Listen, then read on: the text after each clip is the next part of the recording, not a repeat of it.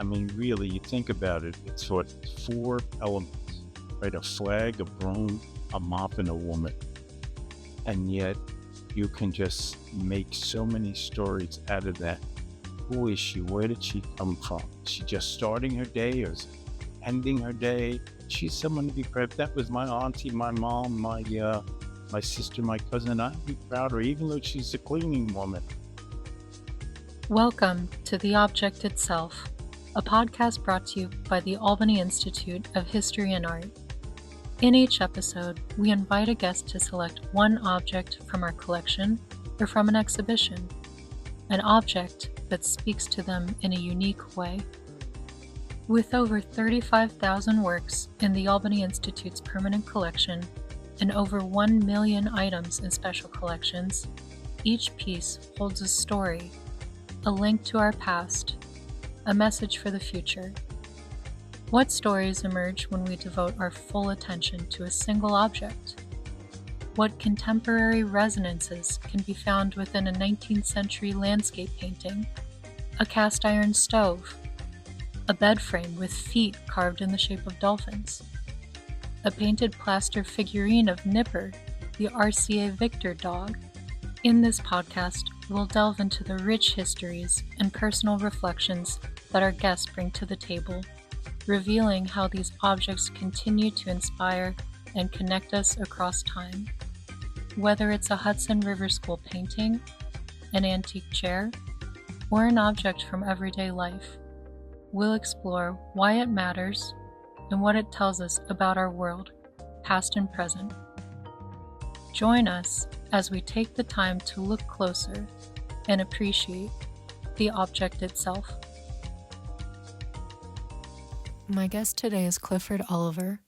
Cliff was born and raised in New York City, but has spent his entire adult life in rural upstate New York. His career as a photographer began while serving in the U.S. Navy, and he later served as staff photographer at Upstate Medical Center and New York State Parks, Recreation, and Historic Preservation. He also freelanced, shooting for other artists, stables and farms, magazine editorials, and weddings. Photography, as Cliff puts it, is a tool to explore, to expose, to celebrate the world we live in. He believes in the power of the still image, the ability of a photograph to freeze time. He says, unlike other visual arts, a photograph is a testimony to truth. Cliff has 3 photos currently on view at the Albany Institute in our major exhibition, For Liberation and for Life, The Legacy of Black Dimensions in Art, curated by artists and BDA board members Daisha Devon Harris, Jacqueline Lake Sample, and Stephen Tyson. It is a sweeping, celebratory showcase of nearly 100 artists of the African diaspora, and it marks Black Dimension in Art's 50th anniversary. Well, thank you, Clifford, for joining me on the podcast today. My pleasure. I really appreciate you coming on, and of course, we'll get into your work and the BDA exhibition, but as a starting point, you selected, arguably one of the most iconic works of photography of the 20th century, Gordon Parks's American Gothic. And for those who haven't seen it, which would be surprising because I think people, even if they don't realize what they're looking at, people have seen this image before. But do you mind starting by just describing what we're looking at here? Yeah, well, it's one of Gordon Parks's earliest pieces, and it's he calls it the American Gothic, and it's a photograph of a flag, a huge flag, and it's hung on a wall. As you follow the flag down, there's a woman, a cleaning woman, and she's very modest, and she has a broom in one hand and a mop in the other. Actually, the mop is not in her hand, but the broom is, but right next to her. So she's, I want to say, balanced or surrounded by these implements of cleaning. I really like this photograph, and I think it says a lot about photography, about Gordon Parks, in that a photograph, when you photograph something, you give it importance. And this is a cleaning woman. He doesn't have her cleaning, but just posing. It's a very stiff, simple, plain photograph, but it's very strong, and it gives her dignity. How would you describe her expression? Because I Her feel like it's like her address it totally makes this photo for me. Gordon Parks had her or asked her to look into the camera, but if you look at this photograph, she's looking just slightly off, and I think she was probably a bit uncomfortable. Again, too, here it is, in the 40s, and a black man with a camera, and I know she probably felt, wow, he's, and from you hear him talk about it, he just simply asked her to stand in front of this flag with the broom and the mop. So I'm sure she was probably, wow, he thinks enough of me to photograph me, but with the broom and the mop, but yet she still gives it a strong sense of dignity and respect. And if you know nothing else about Gordon Parks, this guy was a worker. He did everything. He was a real, like, polymath, like Oh Renaissance yeah, man. He did everything. He really did everything. he was a Renaissance man. Yeah, and he composed music, but yet he didn't know how to write music. He had literally developed his own shorthand for writing his music. Yeah, no, he did everything, and he just had a constant work ethic. I was thinking about it because I was revisiting Gordon Parks's career. Self-taught photographer, self-taught composer, film director, author. That 41 just one honorable doctorates. just one of those things alone is like 10 lifetimes worth of accomplishments. So it's like, learning about people like Gordon Parks, and I'm mostly just so inspired by artists because almost every artist that I know, right, you have often a day job, often a few, you have your studio practice. And artists are so, I guess, just curious and inspired by the world and naturally involved in a lot of stuff and just have to work nonstop in order to satisfy all of their interests and kind of Mm. material needs. I feel like Gordon Parks was really one of those people. Like there's that story of him going to like a movie screening where the photographer who was involved with the movie was in the audience, Mm-hmm. and that's when the photographer got up on stage and everyone was clapping. Parks was like, it was so glamorous. He had his white suit, and I thought, why don't I give this a shot? Which is incredible. It's like, you think about parallel universes where it's like, what if that wouldn't have happened? What if he wouldn't have gone to that screening and had that influence? And what if the world would not have had a Gordon Parks who was a photographer? That would be very Yeah. sad. A lot of his life, too, I often think he forgot he was black. What do you mean by that? And what I mean by that is he had these dreams. Like he just saw this guy and said, I want to do that. Not thinking of, no, society saying, no, you can't do that. And even throughout his photographic career, Yeah. throughout his Life magazine, life, yeah. he just went on, and the blackness came afterward.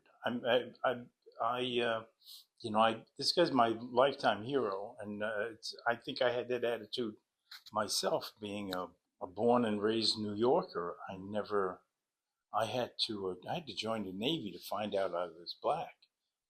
I knew I was black as a color, but I didn't know the ramifications of being black until I went Like in the context of society, like in the different conditions and moving through the world in different ways. The way that, yeah, for Parks, I could imagine, first black photographer full time at Life magazine. I think he was actually the first black director for a major Hollywood production. Yeah. But as you say, that I wonder if he did not forget that he was black, if that would have tempered his ability to move through those spaces in any way. I think it would have. I think I look at a lot of the ills that plague black society, and I think it's because of this weight that's been put upon us, this prejudice, but he just I don't know if he ignored it or he didn't think about it until it was in his face. And often I say I find that in myself. I don't think about it until it's like slapping me in the face. Yeah, he didn't think of. He just knew what he wanted to do and said, "I'm gonna go do it." Mm-hmm. Yeah, and I really want your take on this, especially, your own perspective and experience as a photographer. Just the difference between, I guess, in scare quotes, like documentary style photography versus American Gothic is clearly incredibly staged and composed. But Parks arguably is maybe more well known for his documentary style, like following the Harlem gangs, like with his first major mm, kind of story with life, and seeing people in motion and in action, or revealing just daily life, and that that ability to put yourself in the shoes of someone who's come across a moment in time, as a witness, as an observer, versus the staged. How do you feel about, just stage photographs, composed photographs, versus the ones that, like, it really seems like you just had to be there and capture that moment? yeah, even though this is staged, it's very much a documentary photograph. It Uh, can be both. yeah, and I think a lot of his work is that way, and I think a lot of photographers. I mean, we are documenting. One of my big attractions to photography is its premise to the truth. You can't photograph it if it didn't happen.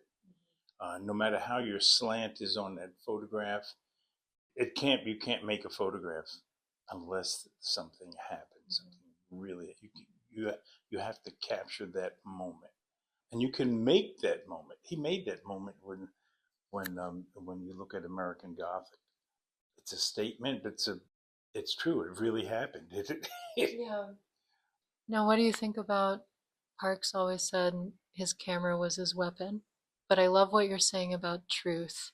What does the camera symbolize or get, like, afford access to, or how is it a tool or an instrument from your perspective? And for me, it's my key.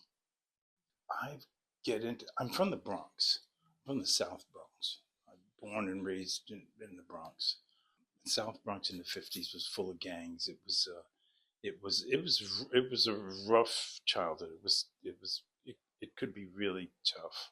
I had a very protective family, a large family, but now I find myself on the fields, on the best polo fields in America.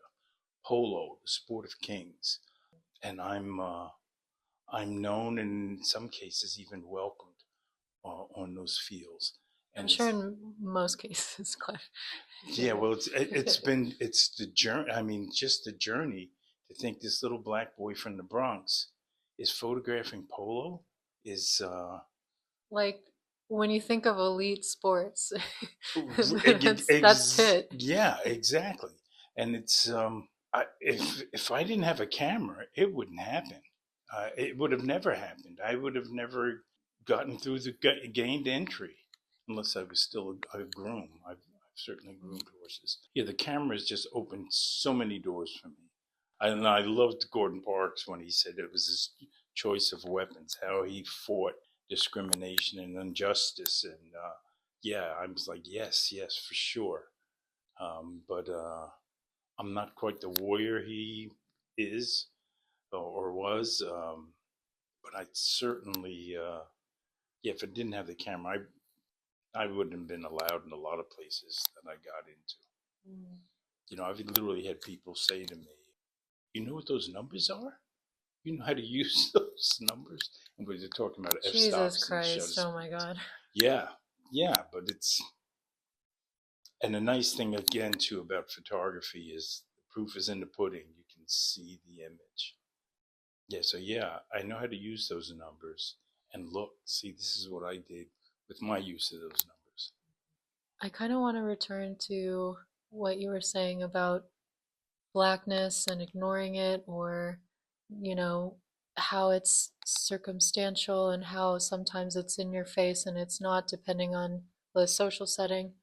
Of course, this exhibition in the galleries, For Liberation and for Life, The Legacy of Black Dimensions in Art, complete celebration wholeheartedly of Blackness. And of course, you hang not just next to Gordon Parks. Your photo is on top of American Gothic. I know you give me goosebumps. What does the show mean to you? What does it mean to hang on the wall with the artists that are, That works? made us. Yeah, I yeah. mean, not just made me. I mean, I want to say made us because those of us who are still living, who are in that show, I think, I almost think to a man, woman, our heroes are hanging in that show too. Black Dimensions in Art was started because black people weren't being shown. Now, especially here at the Albany Institute, that my hat goes off to them. I salute them in staging not only this show, but staged the first BDA show. 1976. Yeah, which is like, that's before I knew BDA, even though I was photographing in 76. Were But you up here I in the wasn't 70s? up here. I was in Dutchess County. Mhm. I liked small towns. I lived in a little town, Pine Plains, um, which I had literally known my entire life. But it was in the 80s that I became aware of the Cunninghams. I met them in Syracuse, and it started a distant relationship that I got with BDA. I had no idea that the future would have me move to the Capital District. Mhm. So I moved here in the 90s, and I jumped right on the bandwagon. I Do worked. you remember the first show, the first BDA show that you were a part of? No. But I'm attributing that to my age and that I can't remember anything anyway. Which I like to say is why I photograph. It's funny, I can remember every photograph I've taken and literally what led into that photograph. But Ooh, okay. Let's yeah. talk about At Play on the Friendship Rose. What led into that photograph? A big adventure. A friend of mine told me about this little island in the Caribbean, and I have family in the Caribbean in Barbados. But they talked about this little island, Bequia. I'm like, an island I never heard of. And Simeon, my friend from Bequia, who I had met in Syracuse, he said to me, he said, well, next time you go to Barbados, get a Leeward Island air transport over into St. Vincent. And in St. Vincent, just hang out at the docks and look for the Friendship Rose.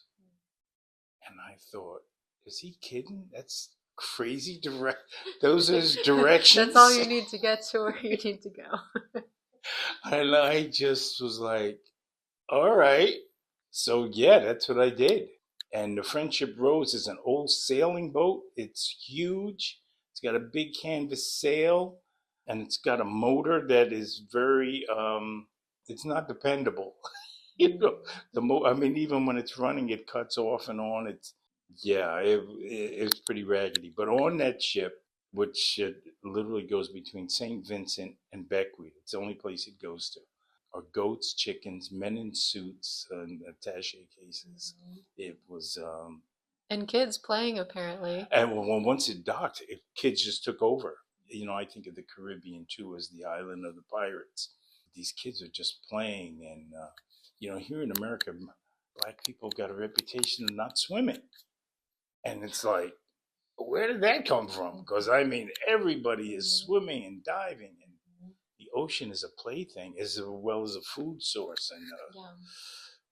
And I fell in love with the Friendship Rose. I fell in love with Beckwith. What about Umbrella Girls?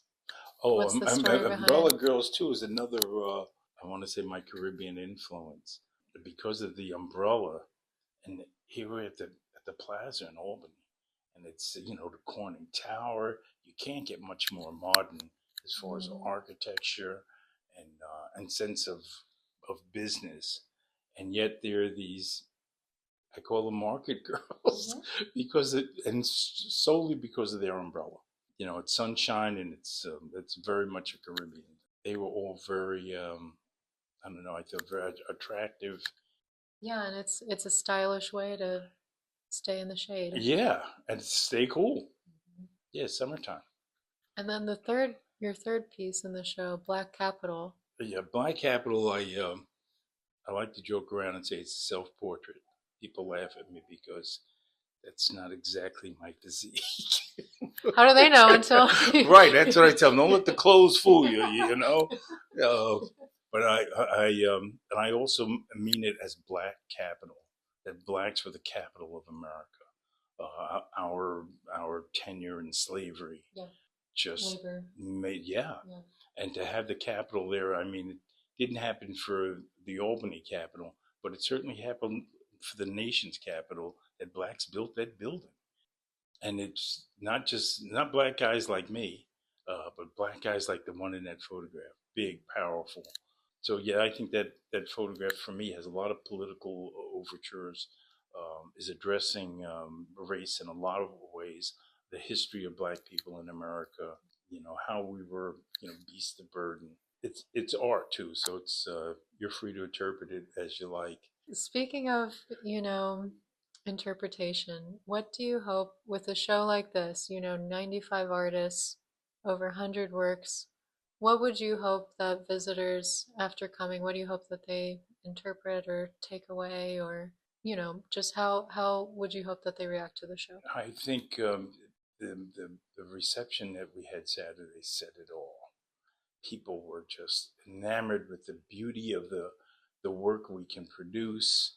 We're no longer, I hate to say BDA isn't needed anymore, because other museums and institutions are aware of black art, and that black art can be beautiful, and certainly shows us. Often I'm saying we as black people have been the subject of art and not the makers of art. And it's just nice to see that, how we see ourselves. And a show like what's hanging now shows how we see ourselves. Yeah, it's really a beautiful thing. There are no degrading images, and often in when we're the subjects of artists, it's often it's not flattering. Thanks to the Black opening. subjectivity through the eyes of a non-black artist, Right. right? I mean, we can make those kind of images too, and sure we do. But at the same time, too, that this show is showing the glory of being black, the glory of black culture, and and the beauty of it is universal. Art just tears down so many walls. But yeah, this show just seemed, it's just a beautiful show. I hope other institutions will take lessons from the Albany Institute. And this whole, what's also amazing is that this show is really a culmination of the entire 50th anniversary celebration of BDA. They had the amazing show at the Tang, which included works but also really highlighted BDA's archive and the ephemera over the years, historic documents and photos and pamphlets, gallery guides, brochures, all these things that, like, at the time you make it and maybe you hang on to it or maybe not. But for organizations like BDA, having that record is so valuable, where it's like, look, 40 years ago, here's the artist we were showing. We have a record of every artist within our orbit. And that's why that they could, come into this 50th anniversary year and curate these exhibitions like the one at the Albany Institute, where armed with a list of over 500 artists of who've historically shown with them, it's pretty incredible. Okay, so it's kind of my agenda of this podcast. It's called The Object Itself. We select one work to talk about, and so we talked about American Gothic. I just want to impart, I guess, the importance of really looking at a single work of art that can be in person in the gallery. Experience is preferred, but you can do it on your phone, you can do it on your computer. What does it mean, especially in this digital age, as we're just scrolling and images are inundating us? The importance, in your own words, of like spending real time with works of art.